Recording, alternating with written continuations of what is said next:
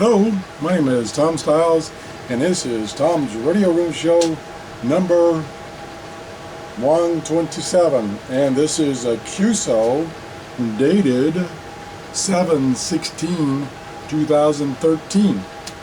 Now, you do remember what a QSO is. That's a short communications. So this is going to be a short show with just some status. So, I got my status things right on here, and the first one is I have received another credit for purchasing a radio to review, and this radio is the Grundig G8 shortwave radio. It's a radio about the size of this pad. It will fit in your pocket, although it's a little heavy with, I think it's 3 AA batteries, and it's a digital tuner and digital display, and it's shortwave, AM and FM, no single sideband. So I'll be doing a review on that radio coming up soon. Another show that's coming up, probably this next show, is I was going to do a comparison of the Grundig 350 shortwave radio versus the 450, which I call it's the 350's big brother, and the other radio which I received recently, which is the Grundig G3. But I'm going to change my mind a little bit because the G3 is quite a bit different than the 350 or the 450. 350 and 450 are very similar. And since I'm getting the G8, I'm thinking about, after I do a review of the G8, of doing a comparison of the G8 to the G3, because they're both small radios. One, the G3 has a lot more features, like it has single sideband, but they're similar. They're both digital. I think they both have memories. So I think I'll do a comparison of those two instead of comparing the G3, which is kind of in a different class than the 450 and 350. So the comparison of the 350 and 450 will probably be the next show. So that's that. The other thing, subscriptions continue to rise.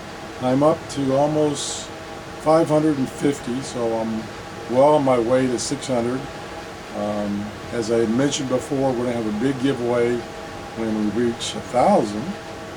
But what's something that's surprising is, even though I'm getting new subscribers every day, the number of views doesn't seem to be going up that much.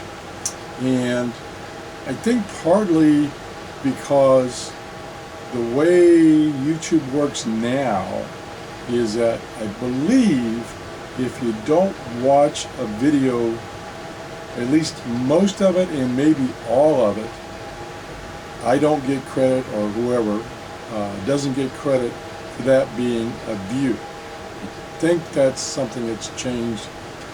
Maybe has been that way for the last 6 months. I have seen other YouTubers mentioning that their subscribers, I mean not just subscribers, but their viewers is kind of leveled off when their subscribers is still climbing. I think that might have something to do with it. The other thing is, I'm not getting very many thumbs up, and that is probably just the fact that people are not giving me thumbs up.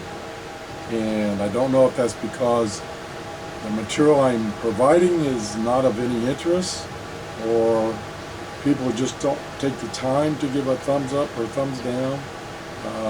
Don't know where that is, but the number of thumbs up is really, the number of thumbs either way is really dropped off. I don't know what that's. Okay, so much for that. The next thing is the purchases on my Amazon store kind of died off there for a while, but in the past 2 weeks they've really jumped up. So I really appreciate you going through my Amazon store, making your purchases. That way I get a small commission. I'm able to buy stuff to review on this show and then give them away. So I really appreciate those people who are taking the time to go through my Amazon store and making their purchase. Now, the thing is, just a reminder, is that you don't have to buy just stuff that's on my store.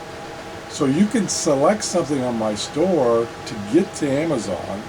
So now Amazon knows that you came from my store, and then you can buy anything you want to. You can buy birdseed, anything. And during that session, I will get credit for those purchases. So if you want to buy a new car, not a new car, but if you want to buy, a new TV, go through my Amazon store. You won't see it on my store, but select something on my store, go to Amazon, delete that selection because you didn't really want that, and then go select what you want. And I still get a credit for it. So anyway, that's how it works. So, no further ado, that's kind of the status update.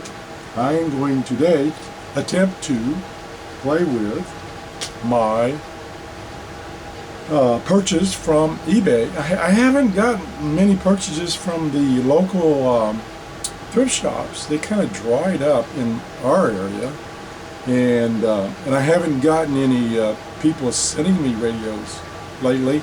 So my selection's been pretty poor, and that's one of the reasons I've been concentrating on these purchases from Amazon, because that's really the new stuff, and I don't really mean a new product, but there's new stuff to me that I've gotten in has come through my Amazon store where somebody has given me a credit and I purchased something to review. So anyway, I'm going to move the camera over here, hopefully, to my, by the way, you obviously know that I'm downstairs in my workshop, and my voice has returned to some degree from my cold. So let's loosen this tripod up a little bit. Let's find the radio. It's down there.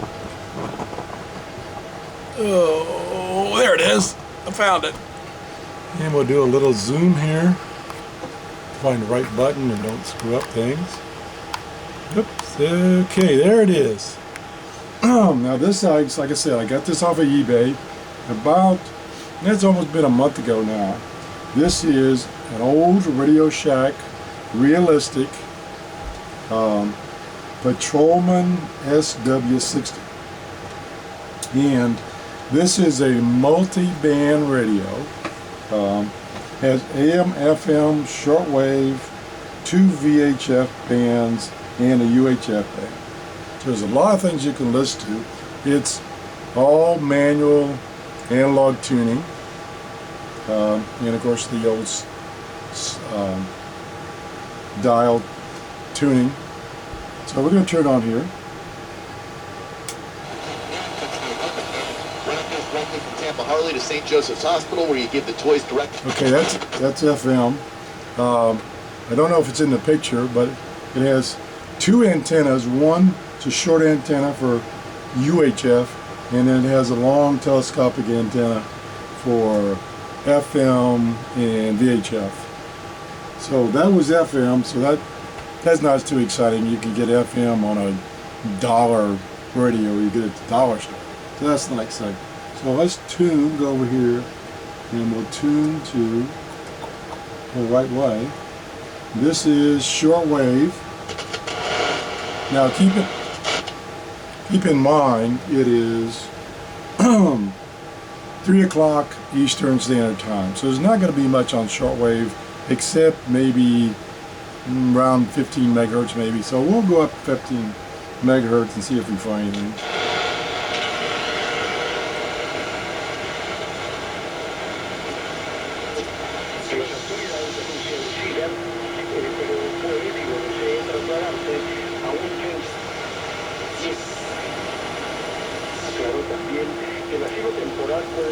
Okay.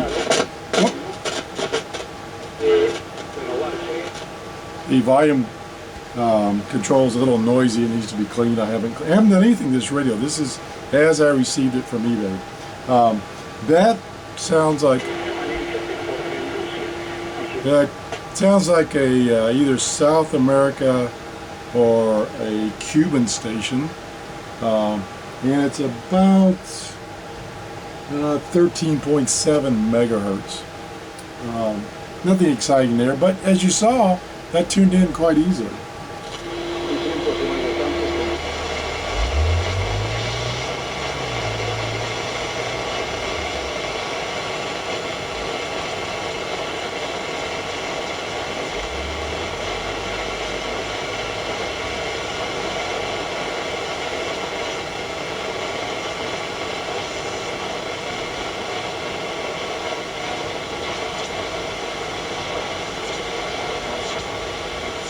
Okay, I just went through 14 to 16 megahertz, didn't pick up anything.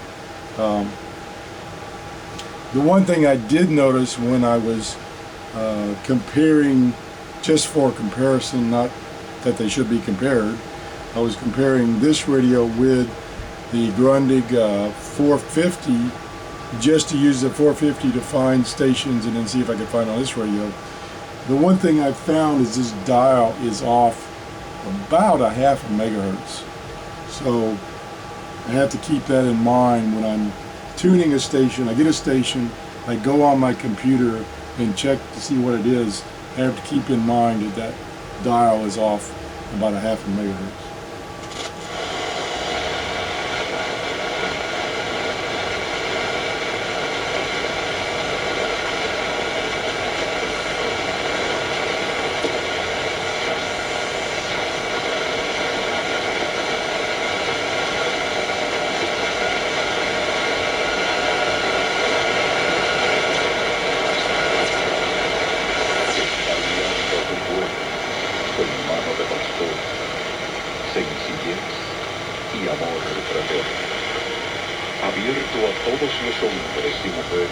Again, that sounds like a Cuban station, and the reason I'm probably receiving those is I live in Florida, and of course Cuba's not too far away, so that's probably why I'm picking those up.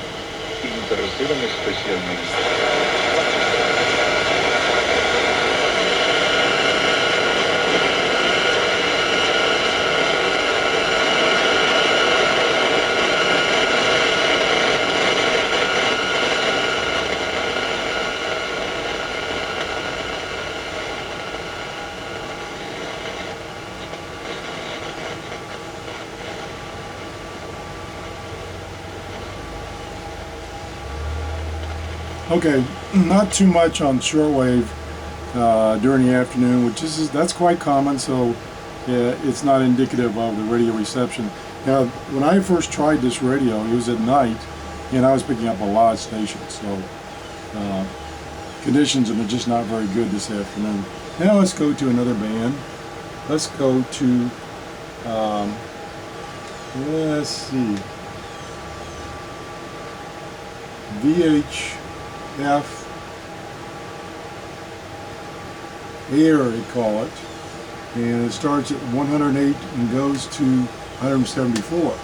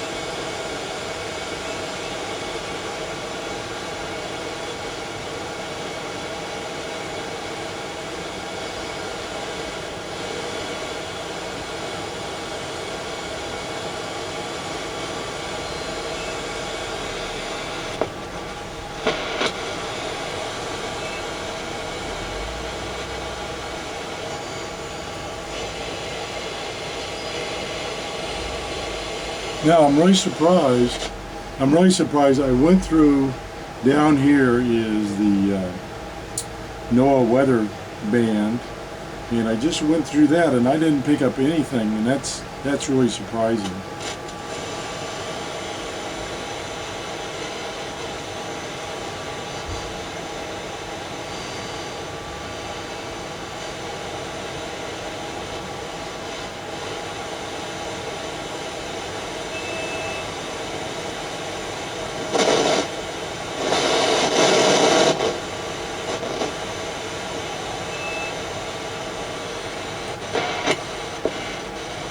Yeah, I'm surprised I'm not picking anything up on that band. Let's go to the next band. The next band, I'm pretty sure there's not much on there, and that's 30 megahertz to 50 megahertz. I doubt if I'll find anything there, so I'm going to skip that one.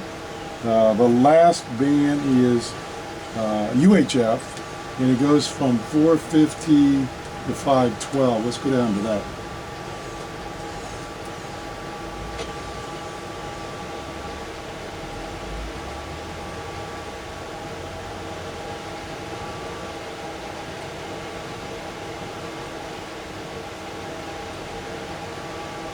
Not finding much. Let me just make sure I got it connected. That switch is a little noisy, so I might not be. Excuse me.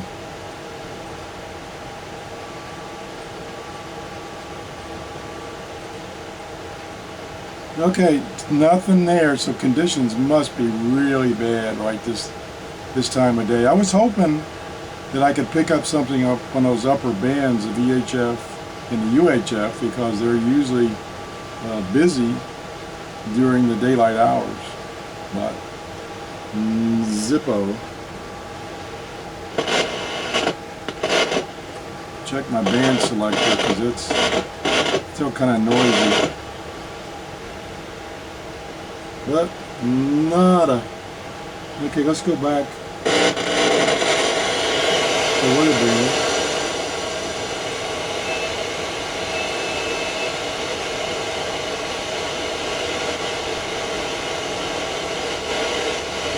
No, nothing there. So I won't waste any more of your time. I had hoped to be able to show you a lot better, but just conditions are just not good today.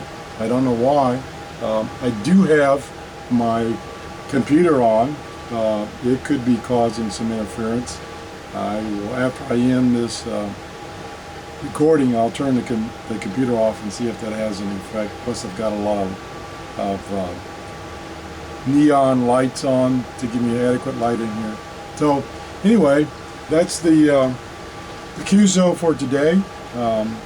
Again, if you have any comments, anything you'd like for me to review, anything you see on Amazon that you'd like a review of, I'll see if I can get a hold of it by using the credits that I get through my sales.